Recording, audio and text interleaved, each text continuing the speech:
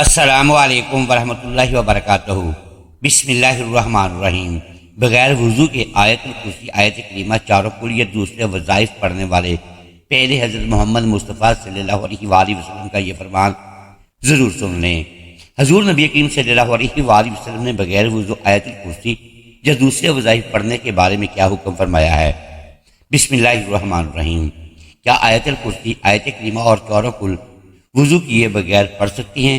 اس video میں یہ تمام معلومات فراہم کی جائیں گی، لیکن پہلے یہ جان لیجئے کہ اگر آیت الکرسی کو وضو کرنے کے بعد اسے تلاوت کرے تو اللہ تبارک و تعالیٰ پڑھنے والے کو 40 سال کی عبادت کا ثواب عطا فرماتا ہے، 40 درجات بلند کرتا ہے اور 40 حوریں عطا کرے گا۔ اگر آیت الکرسی کو پڑھ کر مرحومین کو ہدیہ کر دیا جائے تو اللہ تعالیٰ فرشتوں کو حکم دیتا ہے کہ اس کے لیے قیامت تک تسبیح کریں۔ 60 انبیاء کا ثواب عطا کرتا ہے۔ اس کی قبر میں 40 شمع داخل کرتے ہیں جس کا نور مشرق سے مغرب تک پھیل جاتا ہے۔ اس نور سے اس کی قبر وسیع ہو جاتی ہے۔ سبحان اللہ۔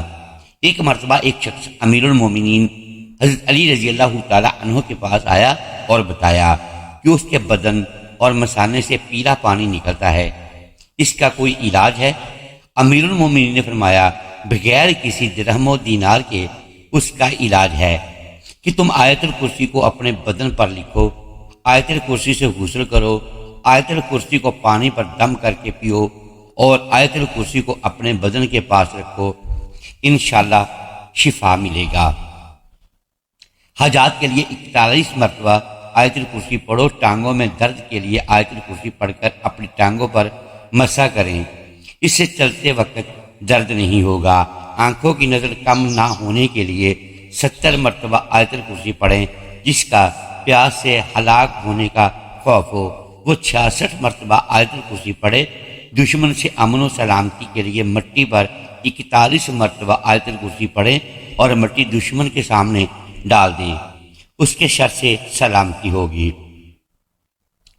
مرحوم کی قبر پر 7 مرتبہ آیت الکرسی پڑھیں، اللہ تعالیٰ قبر پر رحمتیں نازل کرے گا۔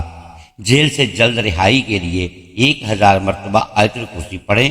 مریض کی شفا یابی کے لیے 3 دن لگاتار 101 مرتبہ آیت الکرسی پڑھیں۔ سر درد کے لیے 7 مرتبہ آیت الکرسی پڑھیں۔ لوگوں کے دلوں میں اچھی نیت سے محبت پیدا کرنے کے لیے 41 مرتبہ پانی پر آیت الکرسی پڑھ کر دم کریں اور پانی پلا دیں۔ لوگوں میں صلح کرنے کے لیے جامع مسجد کے راستے کی مٹی پر آیت الکرسی پڑھیں اور جن لوگوں کے درمیان صلح کروانی ہو ان کے سامنے پھینک دیں۔ کام میں آسانی پیدا کرنے کے لیے سورہ علم نشرح اور آیت الکرسی 10 مرتبہ پڑھیں۔ بچوں کو بلاؤں سے سلامتی کے لیے 40 مرتبہ آیت الکرسی پڑھیں اور پھر لکھ کر بچے کے گلے میں ڈال دیں۔ ناظرین، آیت الکرسی پڑھنے کے فضائل تو بہت زیادہ ہیں اور یہاں پر ہم اس کے چند خاص کے ذکر پر ہی اتفاق کرتے ہیں، اور ہر روز صبح شام پڑھنا چور ڈاکو اور آتشی زدگی سے تحفظ کا ذریعہ ہے۔ ہر فرض نماز کے بعد اس کا پڑھنا رزق میں فراوانی کا باعث ہے۔ اگر اس کو لکھ کر کھیت میں دفن کر دیا جائے تو وہ چوری اور نقصان سے بچ جاتا ہے اور اس میں برکت ہوگی۔ ہر روز فرض نماز کے بعد اس کا پڑھنا سانپ، بچھو اور جن و انس کے شر سے بچاؤ کا سبب ہے۔ اس کے گھر میں لکھ کر رکھنا چوری سے بچاؤ کا سبب ہے۔ اگر اسے لکھ کر دکان میں رکھا جائے تو اس میں خیر و برکت ہوگی۔ ہر شخص کا سوتے وقت اس کا پڑھنا فالج سے حفاظت کا باعث ہے۔ نبی کریم صلی اللہ علیہ وآلہ وسلم سے منسوب ایک روایت میں ہے کہ جو شخص فرض نماز کے بعد آیت الکرسی کی تلاوت کرے گا خدا اس پر نگاہ رحمت کرے گا اور آسمان سے ایک فرشتہ بھیجے گا جو ان کی نگہبانی کرے گا۔ دوسری جگہ وارد ہوا ہے کہ جو آیت الکرسی پڑھے گا وہ اس شخص کی طرح ہوگا جس نے پیغمبروں کے ساتھ رہ کر جہاد کیا ہو اور شہید ہوا ہو۔ موت کے بعد بلا فاصلہ جنت میں جگہ ملے گی۔ اس کے علاوہ فکر و فاقہ دور ہوتا ہے، خدا کی طرف سے امان نامہ ملتا ہے، رزق میں وسعت ہوتی ہے، اور خدا اپنے فضل سے اس کے مال میں اضافہ کرتا ہے۔ نبی کریم صلی اللہ علیہ وآلہ وسلم نے فرمایا، اے علی، آیت الکرسی میں 50 کلمات ہیں اور ہر کلمہ میں اللہ عز و جل کی طرف سے 50 برکات ہیں۔ آیت الکرسی کا مقام وہ ہے جو ایک پہاڑ میں چوٹی کا ہوتا ہے۔ امام محمد باقر رضی اللہ تعالی عنہ نے فرمایا، ایک مرتبہ آیت الکرسی پڑھنے والے کی دنیا کی 1000 مصیبتیں اللہ تبارک و تعالی ختم کرتا ہے، جس میں کم از کم غربت اور آخر میں عذاب قبر سے نجات حاصل ہوتی ہے۔ ابی بن کعب رضی اللہ تعالی عنہ بیان کرتے ہیں کہ نبی کریم صلی اللہ علیہ وآلہ وسلم نے ان سے سوال کیا کہ کتاب اللہ میں سب سے عظیم آیت کون سی ہے؟ تو وہ کہنے لگے، اللہ اور اس کے رسول صلی اللہ علیہ وآلہ وسلم کو یہ بہتر علم ہے۔ یہ سوال کئی بار دہرایا اور پھر فرمانے لگے کہ وہ آیت الکرسی ہے۔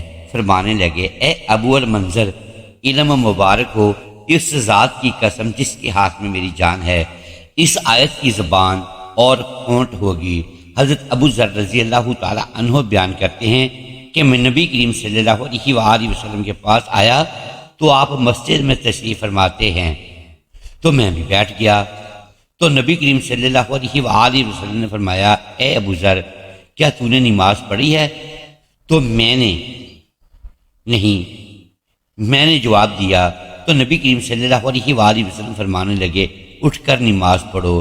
میں نے اٹھ کر نماز ادا کی اور پھر بیٹھ گیا۔ تو نبی کریم صلی اللہ علیہ وآلہ وسلم فرمانے لگے، اے ابو ذر، انسانوں اور جنوں کے شر سے پناہ طلب کرو۔ وہ کہتا ہے کہ میں نے رسول اکرم صلی اللہ علیہ وآلہ وسلم سے کہا کہ کیا انسانوں میں بھی شیطان ہوتے ہیں؟ تو نبی کریم صلی اللہ علیہ وآلہ وسلم فرمانے لگے، جی ہاں۔ میں نے کہا، نماز کا کہا؟ تو نبی کریم صلی اللہ علیہ وآلہ وسلم فرمانے لگے، یہ اچھا موضوع ہے، جو چاہے زیادہ کر لے اور جو چاہے کم کر لے۔ وہ کہتے ہیں، میں نے کہا، روزے کے بارے میں؟ نبی کریم صلی اللہ علیہ وآلہ وسلم فرمانے لگے ہیں، فرض ہے، اس کا اجر دیا جائے گا اور اللہ تعالیٰ کے ہاں اور زیادہ اجر ملے گا۔ میں نے کہا، اے اللہ کے رسول صلی اللہ علیہ وآلہ وسلم، صدقہ؟ تو وہ کہنے لگے، اس کا اجر ڈبل سے بھی زیادہ ہوتا ہے۔ میں نے کہا، کون سا صدقہ بہتر ہے؟ تو فرمایا، قلیل اشیاء کے مالک کا صدقہ کرنا یا پھر فقیر کو چھپا کر دینا۔ میں نے کہا، اے اللہ کے رسول صلی اللہ علیہ وآلہ وسلم، سب سے پہلا نبی کون تھا؟ کہنے لگے، آدم علیہ السلام۔ میں نے کہا، اے اللہ کے رسول، کیا وہ نبی تھے؟ نبی کریم صلی اللہ علیہ وآلہ وسلم نے فرمایا کہ وہ نبی مکرم تھے، اللہ تعالیٰ کے ساتھ بات چیت کی تھی۔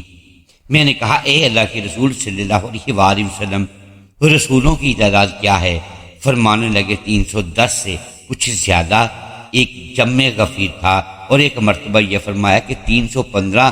میں نے کہا، اللہ کے رسول صلی اللہ علیہ وآلہ وسلم، آپ پر جو نازل کیا گیا اس میں سب سے عظیم کیا ہے؟ فرمایا، آیت الکرسی۔ کہ عبداللہ بن مسعود رضی اللہ تعالی عنہما بیان کرتے ہیں کہ انسانوں میں سے ایک شخص نکلا تو وہ ایک جن سے ملا اور وہ اسے کہنے لگا، کیا تو میرے ساتھ کشتی کا مقابلہ کرے گا؟ اگر تو نے مجھے پچھاڑ دیا تو میں تجھے ایک ایسی آیت سکھاؤں گا، جب تو یہ آیت گھر میں داخل ہو کر پڑے گا تو شیطان گھر میں داخل نہیں ہو سکے گا۔ ان دونوں نے مقابلہ کیا تو انسان نے اسے پچھاڑ دیا۔ وہ انسان اسے کہنے لگا، میں تجھے بہت ہی کمزور اور دبلا پتلا دیکھ رہا ہوں، تیرے بازو کتے کی طرح ہیں، کیا سب جن اسی طرح ہیں یا کہ ان میں تو ہی ایسا ہے؟ تو اس نے کہا کہ ان میں سے ہی کمزور اور دبلا پتلا ہوں۔ اس نے دوبارہ مقابلہ کیا تو انسان نے دوبارہ اسے پچھاڑ دیا۔ تو وہ جن کہنے لگا، تو آیت الکرسی پڑھا کر، اس لیے کہ جو بھی گھر میں داخل ہوتے وقت آیت الکرسی پڑھتا ہے اس گھر سے شیطان نکل بھاگتا ہے، اور نکلتے وقت اس کی آواز گدھے کے گوز مارنے کی سی آواز کی طرح ہوتی ہے۔ ناظرین، آیت الکرسی جس سورہ بقرہ کی آیت نمبر 255 ہے، جو عظمت والی آیت ہے، اس آیت میں اللہ تعالیٰ کی توحید اور بعض اہم صفات کا ذکر ہے۔ اس آیت میں اللہ تعالیٰ کی کرسی کا بھی ذکر آیا ہے، جس کی وجہ سے اس آیت کو آیت الکرسی کہا جاتا ہے۔ ناظرین، چلیے ایک مرتبہ آیت الکرسی پڑھ لیا جائے، تاکہ جن حضرات کو آیت الکرسی کا علم نہ ہو وہ بھی قرآن کریم کی اس اہم آیت کو یاد کر لے اور اپنے روزمرہ زندگی کا معمول بنا لے۔ بسم اللہ الرحمن الرحیم۔ اللہ لا الہ الا هو الحی القیوم لا تأخذہ سنۃ ولا نوم لہ ما فی السماوات وما فی الارض من ذا الذی یشفع عنده الا باذنہ یعلم ما بین ایدیہم وما خلفہم ولا یحیطون بشیء من علمہ الا بما شاء وسع کرسیہ السماوات والارض ولا یعودہ حفظہما وہو العلی العظیم۔ ناظرین، اب آئیے اپنے آج کے اصل موضوع کی جانب چلتے ہیں کہ کیا بغیر وضو کے آیت الکرسی پڑھ سکتے ہیں، آیت کریمہ پڑھ سکتے ہیں، چاروں کل پڑھ سکتے ہیں؟ تو سب سے پہلے جان لیجئے کہ وضو کرنا شرط ہے نماز کے لیے، یعنی جب بھی نماز ادا کرنی ہو تو اس سے پہلے وضو کرنا شرط ہے۔ اب سوال یہ بھی اٹھتا ہے کہ ایک شخص کا وضو پہلے سے ہی موجود تھا اور اگلی نماز کا وقت ہو گیا تو کیا وہ پھر سے وضو کرے گا؟ تو جان لیجیے کہ اگر وضو کو فاسد کرنے والا کوئی کام یا کوئی چیز اس کے ساتھ رونما نہیں ہوئی اور اسے کامل یقین ہے کہ اس کا وضو قائم ہے اور اگلی نماز کا وقت شروع ہو گیا ہے تو اس کے لیے وضو کرنے کی ضرورت نہیں ہے۔